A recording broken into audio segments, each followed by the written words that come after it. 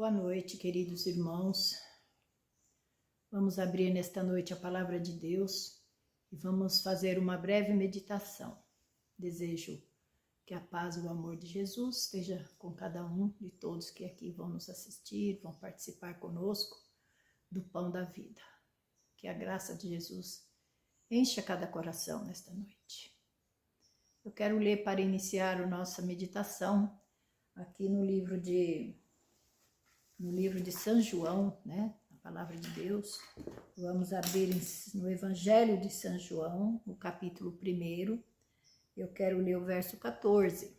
Diz o seguinte: E o Verbo se fez carne e habitou entre nós, e vimos a sua glória, como a glória do unigênito do Pai, cheio de graça e de verdade.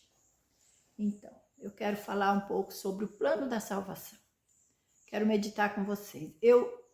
Da minha parte, eu amo ler sobre esse tema, falar sobre esse tema, porque nós não podemos nem imaginar o quanto esse tema é vasto, é grande, é cheio de novidades. Cada vez que vasculhamos esse tema, cada vez que a gente busca alguma coisa, nós encontramos textos maravilhosos, né? Inspirados, né? Hoje eu escolhi aqui meditar com vocês, aqui no livro História da Redenção. É um livro bem conhecido, todos conhecem, e eu acredito que, olha, na verdade, esse livro, História da Redenção, foi um dos primeiros livros que eu tive quando aceitei a fé, e é um dos livros que eu amo demais. Né, a História da Redenção, Desejado de Todas as Nações, falam muito sobre o plano da salvação. Aqui, no capítulo que eu escolhi hoje para nós meditarmos, a irmã White, né, ela conta aqui que ela foi levada, né, em visão, e ela conta: meu anjo assistente me levou, né, e me mostrou. Então, nós podemos crer que ela delineou, ela esmiuçou o plano da salvação. É como se nós também hoje pudéssemos falar assim: vamos voltar atrás, né? Vamos lá, lá no início de tudo, quando tudo iniciou, né? Quando os nossos primeiros pais foram colocados no Jardim do Éden, né? Quando eles cederam às tentações de Satanás. E aqui diz assim: o céu encheu-se de tristeza quando se compreendeu que o homem estava perdido. Então, quando Adão e Eva transgrediram a lei de Deus, todo o céu se entristeceu. Diz ainda mais que por que a tristeza era tão grande? Deus criara esse mundo, né? Colocar ali o casal, primeiro os nossos pais, né? Porque o plano de Deus era encher esse planeta, essa terra, né? Como os outros mundos criados. Mas diz aqui, no capítulo 5 desse livro, na página 42, diz assim: o céu encheu-se de tristeza quando se compreendeu que o homem estava perdido e que o mundo que Deus criara deveria encher-se de mortais condenados a misérias, enfermidade e morte, e não haveria um meio de livramento para o transgressor. Então, por causa dessas razões foi que deixou todos, né, assim, muito tristes. E ela diz que viu a face de Jesus, viu o adorável Jesus, contemplou a sua face, e diz que ele, no seu rosto, ele tinha uma expressão de tristeza, de simpatia, ou seja, de pena, né, pela raça humana, porque ele sabia as consequências, né, da transgressão da lei de Deus. Então, nós conhecemos a história, sabemos que Jesus, em uma conversa íntima com o nosso Pai Celestial, eles decidiram como se deveria salvar essa raça que havia transgredido a sua santa lei. Então Jesus, ao terminar a sua conversação com o Pai, vem e explica aos anjos o que é que foi decidido.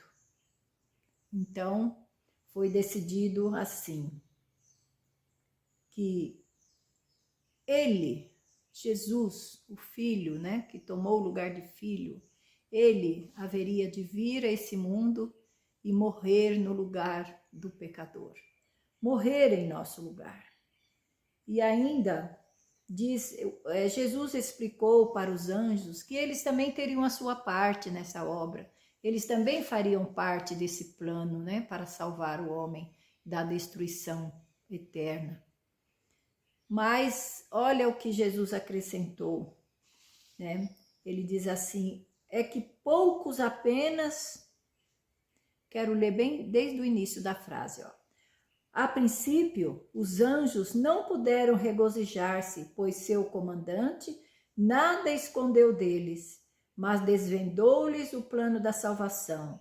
Jesus lhes disse que ficaria entre a ira de seu pai e o culpado, e o homem culpado, que ele arrostaria a iniquidade e o escárnio, e que poucos apenas o receberiam como filho de Deus.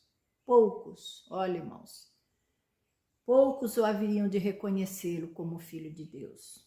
Quase todos o odiariam e rejeitariam.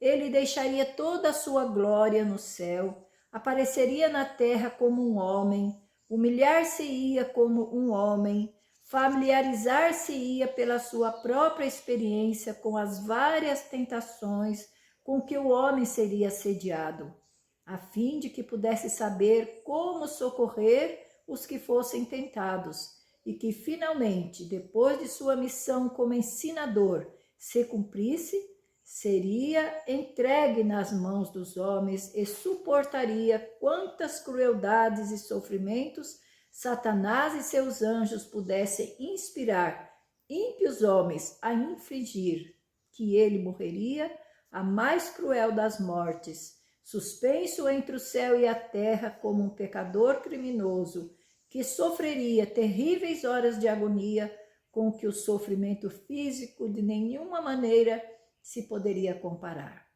O peso dos pecados do mundo inteiro estaria sobre ele. Disse-lhes que morreria e ressuscitaria no terceiro dia e ascenderia a seu Pai para interceder pelo homem transviado e culposo. Então Jesus explicou tudo aos anjos, né? O que iria acontecer, o que ele ia passar aqui na terra, qual seria a parte que os anjos deveriam desempenhar nesta obra, né? Explicou a eles que muito poucos o receberiam, que ele seria rejeitado pela maioria, né? E que no fim, né, do seu trajeto seria a morte de cruz, né? Para finalizar a sua obra aqui nessa terra, ele morreria, ressuscitaria e subiria para seu Pai, e ia continuar a interceder pelo homem culposo. Então os anjos se prostraram diante de Jesus, né? Choraram. Os anjos pediram para que ele fosse colocado, né? Como no lugar de Jesus. Mas Jesus explicou a eles que não poderia. Um anjo não poderia vir e pagar o débito tão alto que do homem, e que teria que ser ele mesmo. Então Jesus consolou os anjos, mostrando a eles que eles teriam uma parte importante nesse plano de salvar a raça humana. E aí os anjos foram ordenados, ele disse assim, ele ordenou que os anjos aceitassem o plano da salvação como Deus aprovou. Teria que ser da maneira como Deus queria, né? Não como os anjos, né? Que gostariam de também participar, de morrer pelo homem, né? Diz aqui, os anjos estavam tão interessados na salvação do homem que se podiam encontrar entre eles os que deixariam sua glória e dariam a vida pelo homem que ia perecer. Mas disse o anjo, né? O anjo assistente da irmã White, disse que isso nada adiantaria. A transgressão era tão grande que a vida de um anjo não pagaria a dívida. Nada a não ser a morte e a intercessão de seu filho pagaria essa dívida e salvaria o homem perdido da tristeza e de misérias né, ou de uma vida sem esperança. Mas agora os anjos foi designado uma obra importante, né? Diz que os anjos, o trabalho deles era subir e descer, né? Com o bálsamo fortalecedor. Eles iam fortalecer Jesus enquanto Jesus estava aqui, né? Realizando, né? Intercedendo, né? E agora eles iriam fazer parte desse trabalho também. Mas agora como consolador, né? Eles vinham trazer um bálsamo de consolo para Jesus, né? E nós vemos que Satanás, ele exultou de satisfação quando ele soube que Jesus ia tomar a natureza humana, porque ele agora disse assim, agora sim eu posso derrotá-lo na natureza humana, ele vai ficar acessível às tentações. Esse era o plano de Satanás, né? Ele disse que jamais ele ia permitir que o plano da salvação para a redenção do ser humano fosse concretizado.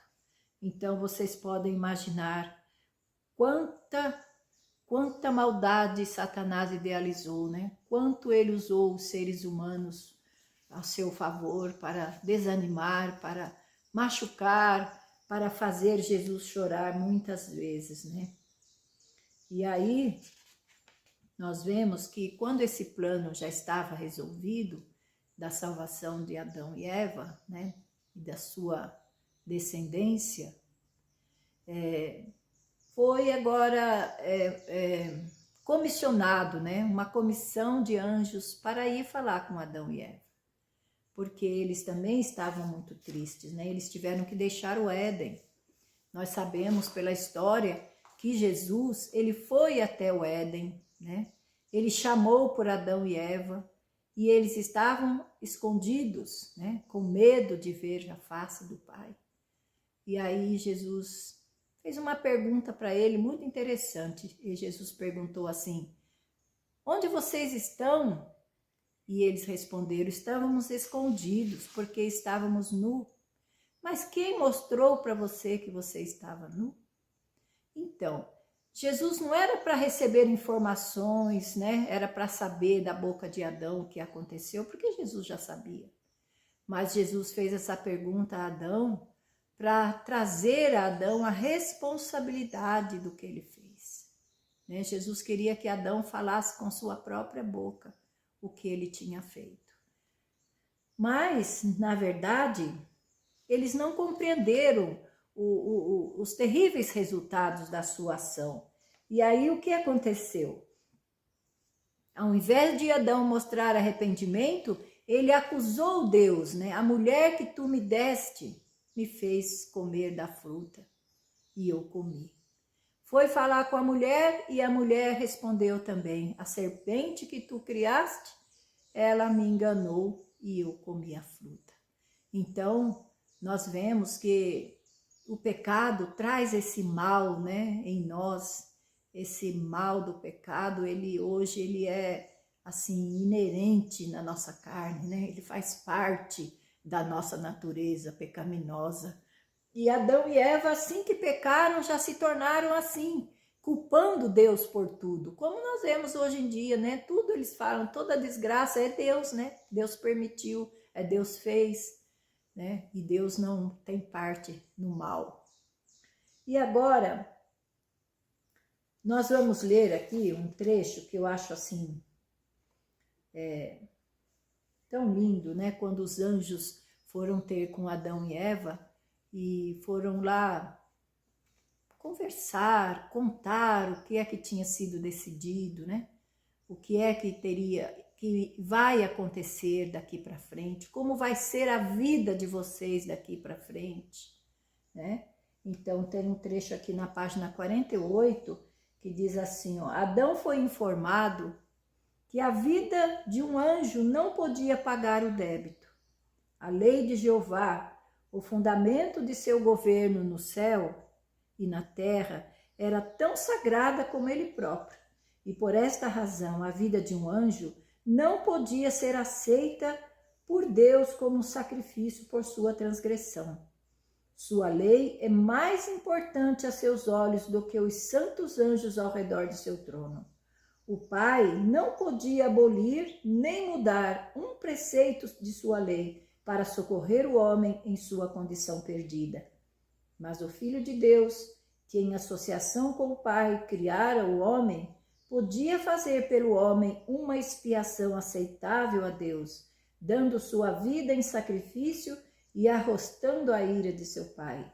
Os anjos informaram Adão que, como sua transgressão tinha produzido morte e infelicidade, vida e imortalidade seriam produzidas mediante os sacrifícios de Jesus Cristo. E outra coisa muito importante, Adão, né? A Adão foram revelados importantes eventos futuros. Tudo foi feito, irmãos, para que Adão tomasse consciência do grande e terrível resultado que seria dali para frente, como seria a sua vida e como seria o mundo também, como ia se desenvolver a raça humana dali para frente. Esse texto aqui, ainda na página 48, vai nos mostrar exatamente, né, o que nós estamos vendo hoje em nosso mundo, em nosso planeta. Diz assim: a Adão foram revelados importantes eventos futuros de sua expulsão do Éden ao dilúvio e progressivamente até o primeiro advento de Cristo sobre a terra. Seu amor por Adão e sua posteridade levaria o Filho de Deus a condescender em tomar a natureza humana e assim elevar, mediante sua própria humilhação, todos aqueles que nele crescem. Tal sacrifício era de suficiente valor para salvar o mundo inteiro, mas apenas uns poucos se beneficiariam da salvação a eles levada por um tão maravilhoso sacrifício. Muitos não se satisfariam com as condições requeridas deles para serem participantes de sua grande salvação. Eles prefeririam o pecado e transgressão da lei de Deus antes do arrependimento e obediência, confiando pela fé nos méritos do sacrifício oferecido. Este sacrifício era de um valor tão infinito que tornava o homem que dele se prevalecesse mais precioso do que o ouro fino, mais precioso do que uma cunha de ouro de Ofir. Olha que maravilha, não é, irmãos? Mas olha que tristeza quando aqui, né, antes da leitura de antes, diz que o sacrifício de Jesus foi tão perfeito, né, foi tão maravilhoso, que seria capaz, diz aqui que ele era um sacrifício suficiente para salvar não um, nem dois, nem 10, nem 1000, mas o mundo inteiro. Mas, infelizmente, uns poucos, é que iriam se beneficiar desse plano de salvação, né? Diz que muitos não se satisfariam com as exigências, ou seja, com as condições requeridas. Muitos não queriam mudar de vida, né? Muitos preferiram ficar na transgressão da lei de Deus, né? Não queriam se arrepender, nem obedecer, né? Confiar pela fé, somente pela fé em Deus, né? Nos méritos de um sacrifício oferecido. Esse sacrifício de um valor tão alto, um preço tão alto que foi pago pelo ser humano. Mas o ser humano não quer pagar nada. Já é de graça, porque se nós tivéssemos que pagar alguma coisa, nós não tínhamos com que pagar. Mas o que é que Deus requer de nós? Diz aqui, olha, muitos não se satisfariam com as condições requeridas deles para serem participantes de sua grande salvação.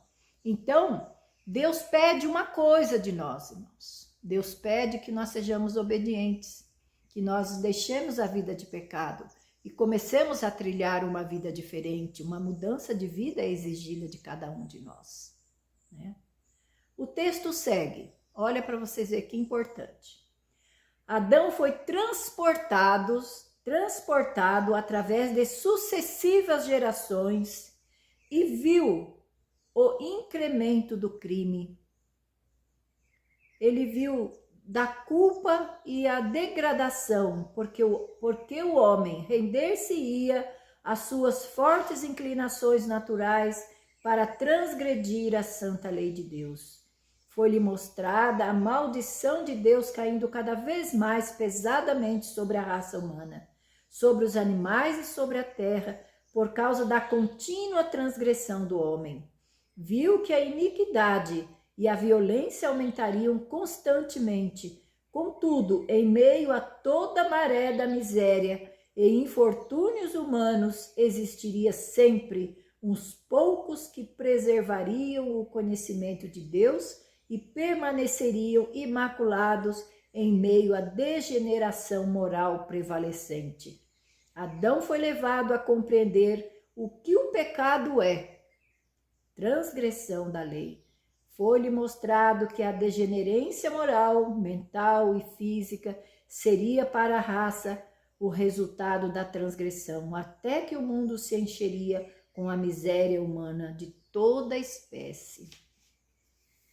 Que triste, não é, irmãos? É o que nós vemos hoje em dia, né? Hoje o mundo está numa situação de cada dia a degenerência, ela só aumenta, né? As desgraças que nós vemos por toda parte só aumenta. Mas aqui nós não somos deixados sem uma luz no fim do túnel, né? Diz aqui que no meio disso tudo, irmãos, sempre vai existir uns poucos que vão estar imaculados, que vão procurar uma vida, vão procurar se santificar, vão aceitar o sangue de Jesus, vão procurar viver uma vida sem pecado diante de Deus através da fé, não é verdade? Porque é pela fé que nós somos salvos, é pela fé que nós vencemos Satanás. Sem Jesus, nós nunca iríamos conseguir nada. Mas Jesus nos deu o direito, né, pela sua morte, o direito de sermos salvos pela sua morte e ressurreição, né? E hoje Jesus vive lá nas mansões celestiais. E diz aqui, quando Adão teve que fazer seu primeiro sacrifício, né? Quando Adão compreendeu qual seria o plano, né? Foi explicado tudo para ele, e ele teve que fazer o primeiro sacrifício, né? Oferecer seu primeiro sacrifício pelo pecado. Para Adão, diz que foi uma agonia tremenda, né? Primeira vez que ele testemunhou a morte.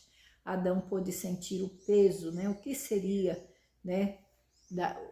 Como que Jesus iria sofrer para poder salvá-lo. E agora, os irmãos podem ver o seguinte,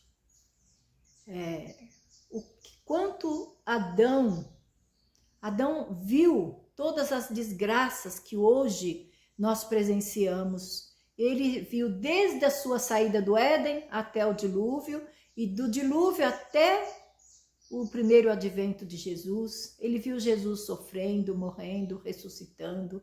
E eu creio que Adão viu até os nossos dias, e está vendo, viu até o final. E viu os que vão herdar a salvação, os poucos de que Jesus falou, né? Que vão aceitar e que vão procurar uma vida coerente com a palavra de Deus, né?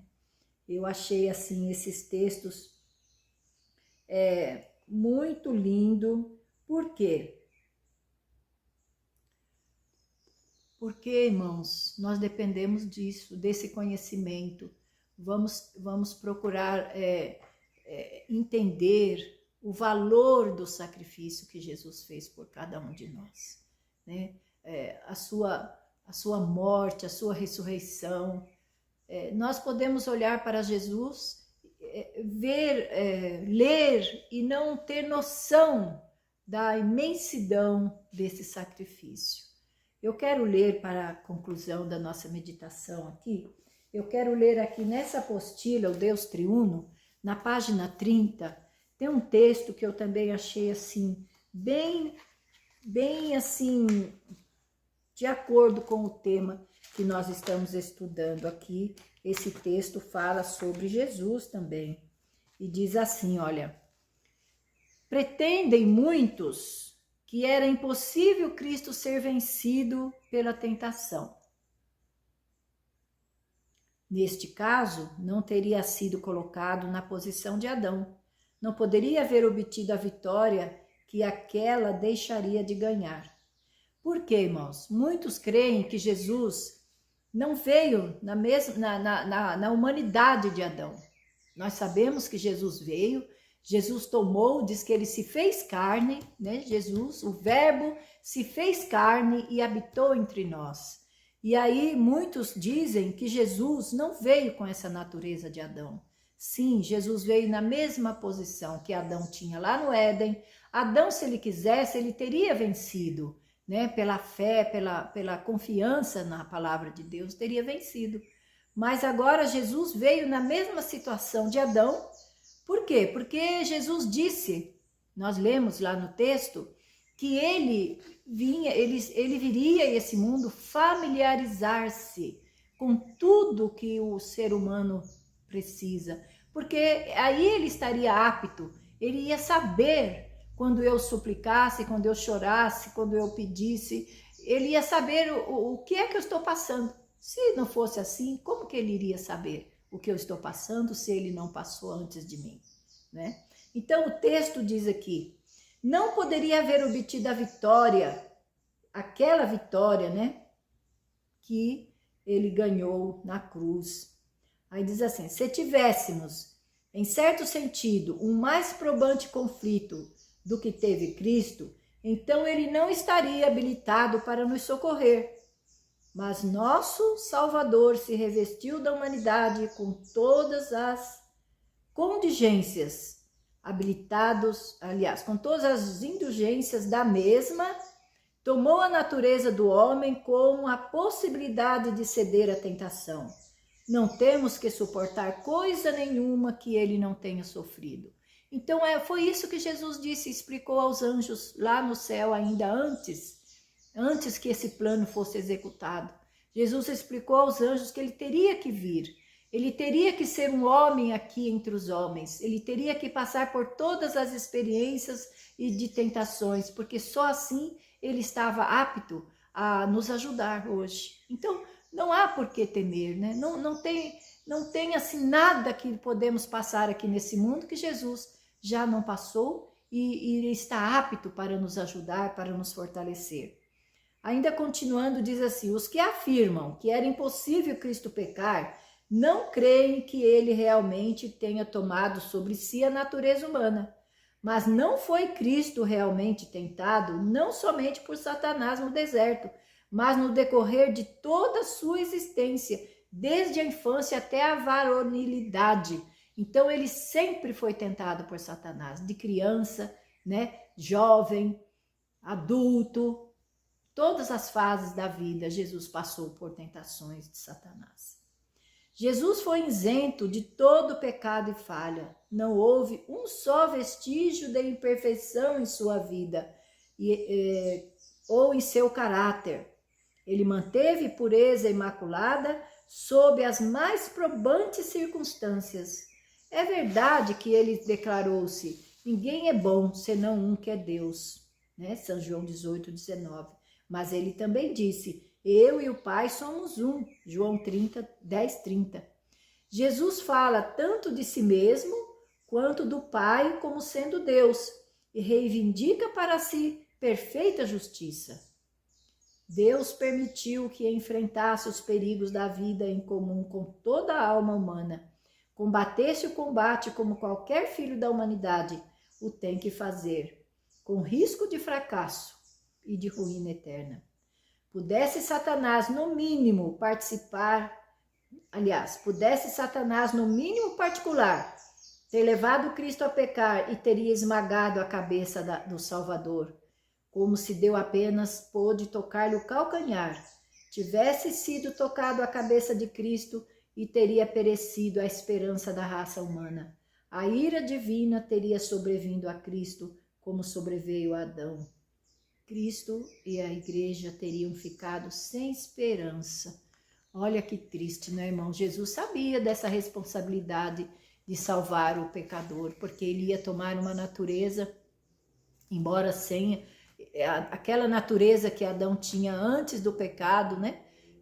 Jesus sabia que ele poderia cair, assim como Adão caiu. Adão escolheu, né, cair, fazer a vontade de Satanás. E aí Jesus tinha uma grande responsabilidade, por isso ele conversou com os anjos, ele explicou tudo com os anjos, o que iria acontecer, e que os anjos teriam uma parte a desempenhar, a estar junto com ele também aqui nessa terra, a ajudá-lo a trilhar esse caminho sangrento que ele havia escolhido. Irmãos, eu acredito que nós precisamos ter um conhecimento mais profundo desse plano da salvação, desse plano que foi idealizado em nosso benefício. Infelizmente, né, muitos poucos, né? Ele diz-lhe, uns poucos iriam aceitar. Por quê? Porque tem que haver uma renúncia. Nós temos que renunciar a muitas coisas a qual nós estávamos acostumados e muitos não estão dispostos a essas renúncias. Mas eu vou dizer uma coisa, queridos irmãos, eu acredito que não vale a pena nós deixar de fazer a vontade de Deus para poder fazer a vontade da nossa carne, do nosso ego, do nosso eu, porque isso não vai nos levar a lugar nenhum. Nós estamos tão pertinho do fim, né? Nós estamos vendo aí os sinais, as coisas acontecendo. Eu acredito que cada um de nós só temos um caminho a seguir. É marchar sempre para frente. Marchar olhando sempre para o nosso Salvador.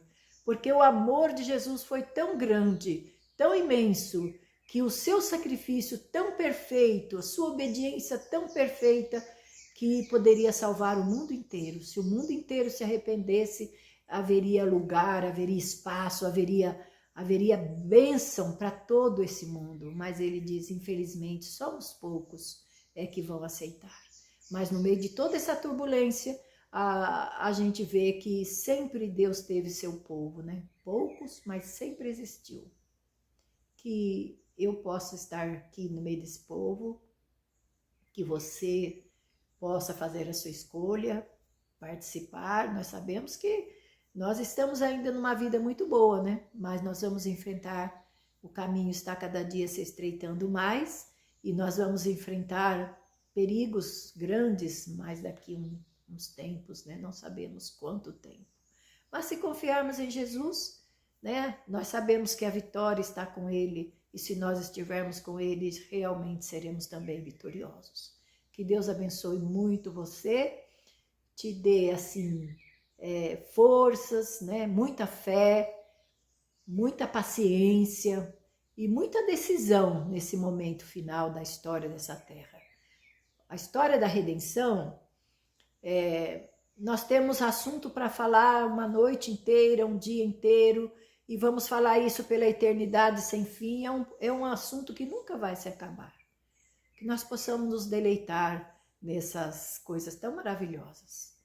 Que Deus abençoe muito você nesta noite, que você possa ser tocado pelo Espírito Santo de Deus, possa buscar uma nova vida, possamos trilhar junto esse caminho e juntos na nova terra para todos sempre. Fique em paz com Deus. Amém.